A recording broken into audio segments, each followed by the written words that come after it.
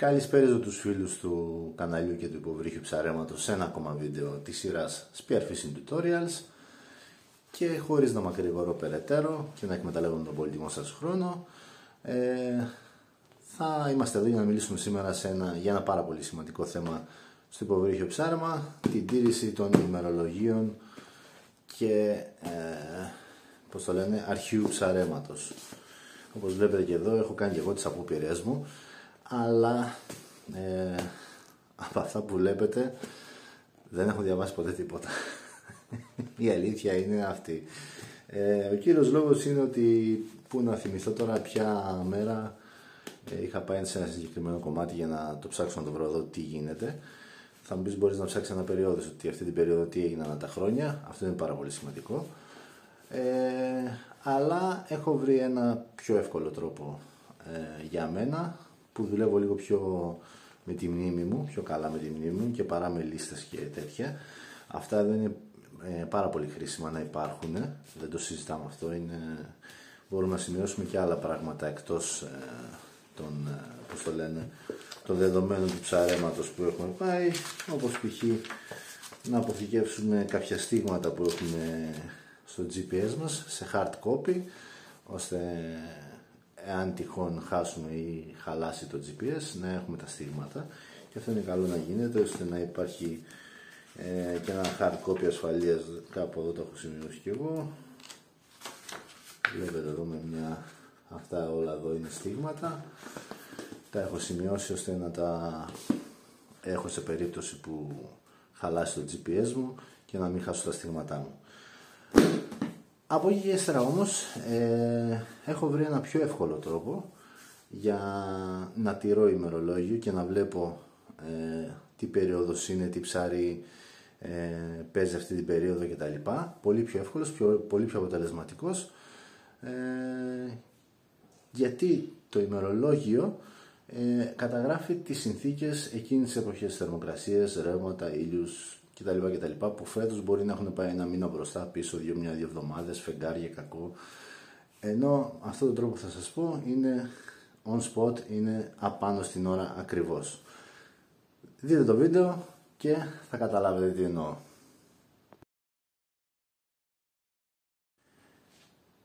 Πριν δείτε όμως το βίντεο θα πατήσετε like, ναι, πριν, θα το πατήσετε το like πριν, γιατί μετά θα το ξεχάσετε.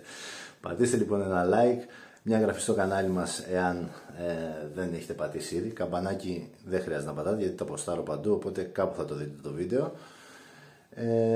Να δείτε τα βίντεο μας, να μεγαλώσει η κοινότητά μας, να γίνουμε όλοι μια μεγαλύτερη παρέα. Ό,τι ερωτήσεις έχετε από κάτω στο κομμάτι των σχολείων μπορείτε να ρωτήσετε, αν και δεν νομίζω ότι θα σας αφήσουμε ερωτήσεις. Πάμε λοιπόν, να μην σας κρατάω παραπάνω σε αγωνία. Ποιος είναι ο τρόπος που χρησιμοποιώ εγώ για να δω τι ψάρια παίζουν αυτή την περίοδο? Τι άλλο? Το Facebook. Είναι ο μεγαλύτερος ρουφιάνος για τα πάντα. Ρωτάς έναν, πήγες θάλασσα, τι έπιασες? Δεν σου λέει τίποτα. Πάει μόνος όμως στο Facebook και ποστάρει φωτογραφίες. Πολλές φορές φαίνεται και από πίσω πού τα έχει πιάσει αυτά τα ψάρια, το οποίο αυτό εμένα δεν με απασχολεί και τόσο, αλλά είναι και αυτό ένα κομμάτι που μπορούμε να αλλιεύσουμε μια πληροφορία. Λοιπόν, πώς χρησιμοποιώ εγώ το Facebook? Δεν το χρησιμοποιώ πονηρά να κατασκοπεύω κόσμο κτλ. Μπαίνω στις ομάδες. Παράδειγμα, τώρα έχουμε 29, 27, 28 του Απρίλη, αυτή την περίοδο γράφεται το βίντεο. Εάν μπείτε σε όλες τις ομάδες λοιπόν αυτή την εβδομάδα, θα δείτε ότι έχουν ποστάρει πάρα πολλά παιδιά. 27, 28, 29 Απρίλη, τώρα είναι σήμερα 29. Αυτές τις μέρες μιλάμε, για να το ανατρέξετε να το δείτε, να δείτε ότι σας λέω αλήθεια. Θα δείτε λοιπόν ότι έχουν ποστάρει πάρα πολλά παιδιά. Είναι διάφορες ψαριές και είναι αρκετές ψαριές που έχουν μέσα λούτσους. Μπείτε και δείτε το. Ότι έχουν ποστάρει ένας στην Αθήνα, ένας στην Κρήτη, ένας στη Ζάκυνθο, δεν ξέρω εγώ πού, σε διαφορετικά μέρη της Ελλάδος έχουν ποστάρει αρκετοί λούτσους. Άρα αυτές τις 1-2 εβδομάδες, αυτό το φεγγάρι που γεμίζει, αυτό το φεγγάρι που έρχεται, έχουν γυαλώσει οι λούτσι. Γράφω εγώ την πληροφορία μου, άρα λοιπόν ξέρω, θέλω να πάω για ψάρεμα αύριο, βλέπω στο Facebook Λούτσι, σαργεί ένας ροφός, Λούτσι, μια συναγρίδα. Άρα έχουν γυαλώσει Λούτσι και μαζί με αυτούς και άλλοι κυνηγοί, κάνα μαγιάτικο, κάνα συναγρίδα, τα βλέπετε τσόντα μαζί με όλα αυτά. Μπαίνουν για μια συναγρίδα, μπαίνει και κάνα μαγιάτικο. Οπότε λοιπόν στοχεύω τους τόπους που ξέρω ότι μπορώ να δω λούτσους ή άλλους τέτοιους κυνηγούς, συνήθως πιο ριχά νερά. Οπότε κάνω ένα τέτοιο ψάρεμα και μπορώ να είμαι αποτελεσματικός. Βλέπετε σε άλλα ψαρέματα, άλλες περιόδους, και ανεβάζουν διάφορα παιδιά στήρες παράδειγμα. Βλέπεις, βάζει ένας μια στήρα, βάζει άλλος μια στήρα, βάζει και άλλος μια στήρα, βάζουν και διάφορα άλλα ψάρια, αλλά η πλειοψηφία των παιδιών βάζουν στήρες. Και δεν μιλάμε για κατεξοχήν κυνηγούς που κυνηγάνε μαύρα και βάζουν συνέχεια στήρες, ροφούς. Μιλάμε ότι βλέπεις διάφορα παιδιά και ποστάρουν στήρες. Άρα αυτό το φεγγάρι κάνει στήρες. Τι στυροκόμματα έχεις, πας τα ψαρεύεις και έχεις πολύ καλές επιτυχίες για να πιάσεις μια στήρα. Βλέπεις ότι βάζουν συναγρίδες, μεγάλους ροφούς, όχι ένα ροφό 2 κιλό και ένα ροφό 3 κιλά. Βλέπεις ότι βάζουν ροφούς 7, 8, 10 κιλά ένας. Άλλος ένα μεγάλο ροφό, 7, 8, 10 κιλά πάλι. Άλλος άλλο ροφό, 7, 8, 10 κιλά. Οπότε βλέπεις ότι αυτό το φεγγάρι έχουν βάλει αρκετοί μεγάλους ροφούς. Άρα έχουν ανέβει μεγάλη ροφή για κάποιο λόγο δικό τους, αναπαραγωγή κτλ. Στο γυαλό. Οπότε πάμε να ψαρέψουμε. Οπότε αυτό για μένα είναι ένα σύγχρονο και πάρα πολύ αξιόπιστο ημερολόγιο.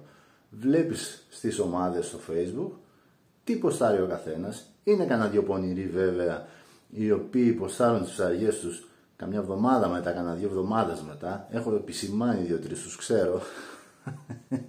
Αλλά και 1-2 εβδομάδες μετά που τις βάζουν τις ψαριές τους, βλέπετε ότι συμπίπτουν με τις ψαριές των άλλων. Πολλές φορές.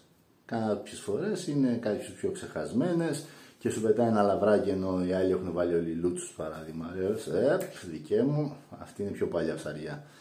Πάπ, σου πετάει μια καθιστή συναγρίδα ο άλλος, ο Γεράσιμος, Νάτονα, Γεράσιμε, καθιστή συναγρίδα είναι το Μάρτιο. Του γράφω, Γεράσιμο Μάρτιο το ψάρεμα. Μάρτιο μου λέει. Είδατε λοιπόν. Άρα λοιπόν το Facebook συγγνώμη, είναι ο καλύτερος ρουφιάνος. Δεν χρειάζεται λοιπόν να κάθομαι εγώ να γράφω ημερολόγια, αφού θα μπω στις ομάδες και θα δω. Τι είδος ψαριού παίζει στην πλειοψηφία των ψαριών, αυτό κυκλοφορεί αυτή την περίοδο. Άρα λοιπόν θα πάμε λοιπόν για να έχω μια επιτυχημένη ψαριά, θα πάω να κυνηγήσω αυτό το είδος ψαριού. Σε τι βυθούς ευδοκιμούν, τι τόπους το έχω δει κτλ. Οπότε προσαρμόζω και εγώ το ψάρεμά μου και πάω και κάνω κάτι αντίστοιχο. Αυτά για μας τους ταπεινούς, τους κολυμπητούς ιδίως που βουτάμε από το γυαλό και δεν έχουμε σκάφη να αλλάζουμε τόπους κτλ. Είναι σωτηρία. Μπορούμε να κάνουμε μια ωραία ψαριά σε ένα καλό είδος ψαριού. Γιατί μας το έχουν επισημάνει οι φίλοι μας στο Facebook, άθελά τους βέβαια τα παιδιά, μοιράζοντας τη χαρά τους. Το ίδιο θα κάνω και εγώ δηλαδή, όταν θα πιάσω ένα ψάρι, εγώ το κάνω επίτηδες. Δηλαδή την ώρα που θα πιάσω ένα ψάρι θα το βάλω εκείνη τη μέρα στο Facebook. Άλλοι το κρατάνε 2 μέρες, το κάνουν λίγο τις πονηρίδες. Εγώ θα το βάλω εκείνη τη μέρα στο Facebook και ο λόγος που το κάνω είναι ο εξής. Του χρόνου θα μου έρθει υπενθύμηση από το Facebook. Θα μου πει, πέρσι μεγάλε έπιασε μια στήρα. Βλέπω εγώ τη φωτογραφία, ξέρω και που την έπιασα. Πέρσι έκανε στήρες εκεί. Κάτσε να πάω εκεί πέρα να δούμε τι γίνεται. Ή πέρσι τέτοια εποχή εκεί έπιασε μια συναγρίδα παράδειγμα. Πάμε εκεί πέρα να δούμε τι γίνεται, πώς ανεβήκαν οι συναγρίδες. Οπότε το κάθε τι λοιπόν έχει και την καλή του χρήση. Άρα αυτή είναι μια ιδανική χρήση για το Facebook. Βλέποντας τις ψαριές των φίλων μας και χαιρόμενοι με τη χαρά τους, μπορούμε και εμείς να αντλήσουμε τις πληροφορίες που θέλουμε, χωρίς να είμαστε creepy τύποι που βλέπω κάτι και ρωτάνε πού το έπιασες, σε τι βάθος ήταν, πού ήταν, γιατί ήταν, σε ποιο τόπο. Σιγά ρε φίλε να μην σου δώσει και το στίγμα ο άλλος. Πάρε την πληροφορία που πρέπει να πάρεις. Βλέπεις λούτσο, βλέπεις ο άλλος λούτσο, βλέπεις ο άλλος λούτσο, άρα έχουν γυαλώσει λούτσι. Μαζί με τους λούτσους από πίσω έρχεται και κανένα μαγιάτικο. Μπορεί να έχει πει και καμιά συναγρίδα. Οπότε πήγαινε κανένα τέτοιο ψάρεμα. Μην κάθεσαι να ρωτάς και να γίνεσαι creepy τύπος και να προσπαθείς να κλέψεις πληροφορίες που ο άλλος δεν θα σου πει ούτως ή άλλως.